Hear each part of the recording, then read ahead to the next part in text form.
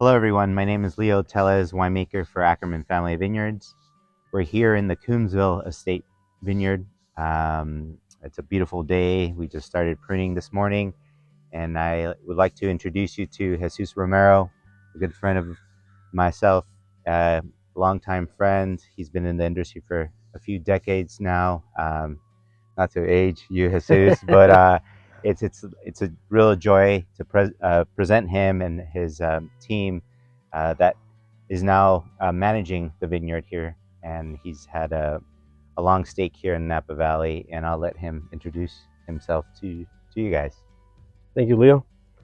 Hi, my name is Jesus Romero. I am a second generation owner of Romero Vineyard Management.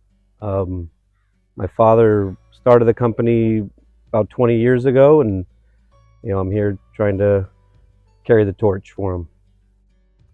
I am a viticulturist by trade. I got my degree at UC Berkeley in biology.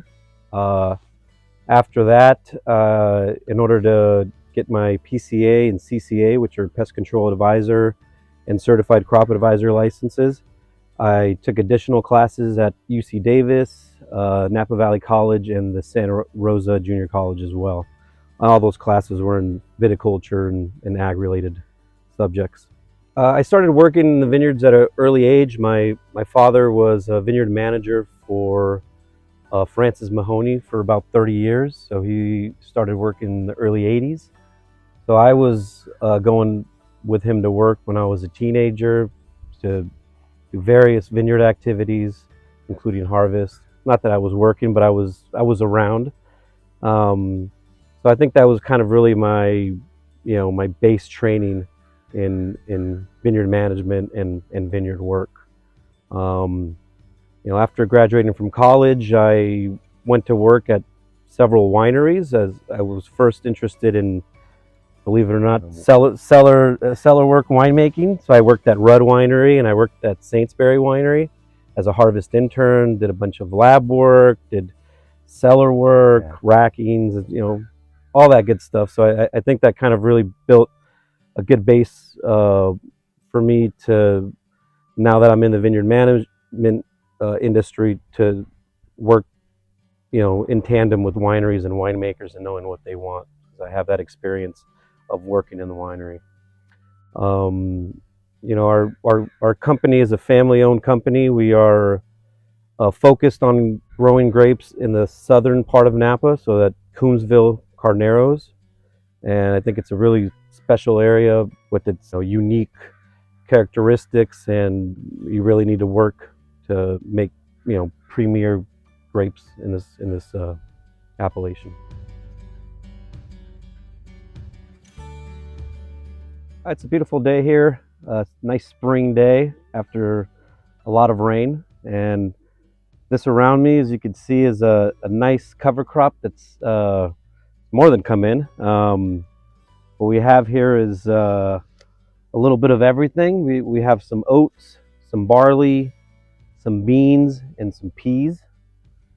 The cover crop in the vineyard serves various purposes. Two of the most important are protecting the soil from erosion in the winter. And the second is in springtime, when we mow and then we till it back into the soil, all this is organic matter that we're returning into the soil. Nitrogen, carbon, phosphorus, you name it. All this is going to be used by the vines to produce the grapes that we end up turning into wine, right? One of the ways some of these cover crops contribute nitrogen is by fixing nitrogen on the roots. This is a bean plant, and if you could see here, it creates these nodes on the roots, and all these little nodes are just little pockets of nitrogen. So when we till it back into the soil, all that breaks up and the nitrogen is released into the soil. It also produces a lot of, it increases the soil structure of the soil. A lot of earthworms in here, so this is just nothing but goodies for the health of the vineyard.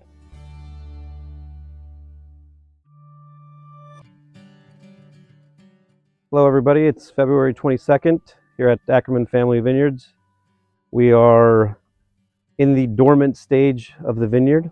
The vines are just sleeping right now, and it's a good time to start pruning as we are maybe between 6 and 8 weeks away from bud break.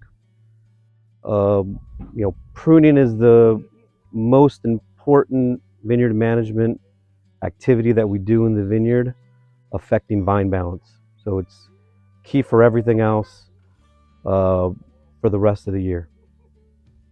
The type of pruning that we do here is cane pruning. Specifically, we have a quad cane system. It's a bit of an older system, but it works really well here because the vineyard has an aspect of south to southwest, which means the afternoon sun is more intense. And this system allows for us to provide more shade to our clusters so we don't have as much dehydration or shriveled fruit later in the season if we get a big heat event in the summer.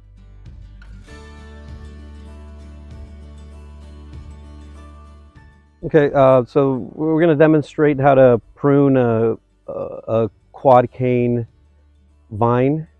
As I mentioned before, we're trying to achieve perfect vine balance. So when we are pruning, we're going vine by vine, taking a look at the vigor from last year, and that'll help us determine how we're going to prune it for this year. So we'll do this vine here.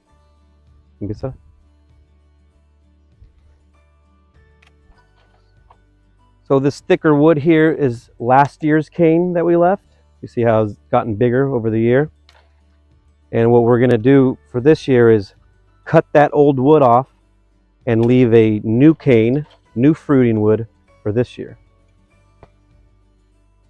And so he cut the old cane off, and this is the cane for this year, and this will produce this year's fruit.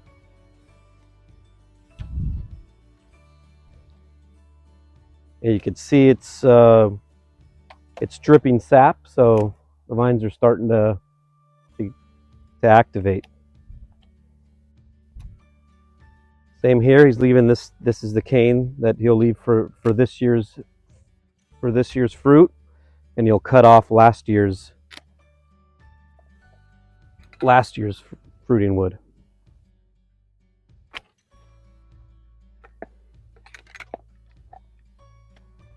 And you have to cut it all off, take it off the trellis system. This then gets dropped on top of the cover crop, and then later when we cultivate, the clippings will get integrated into the soil as well with the cover crop.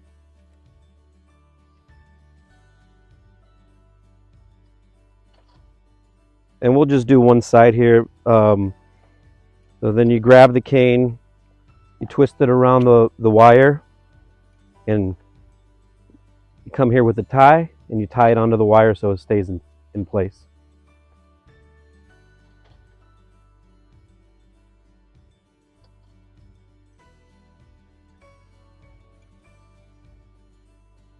And this is 1/2 of your pruned vine here. This all has, it's coming from below the wire, which is what we want. So there's no big curve, and the thickness of the canes are real nice.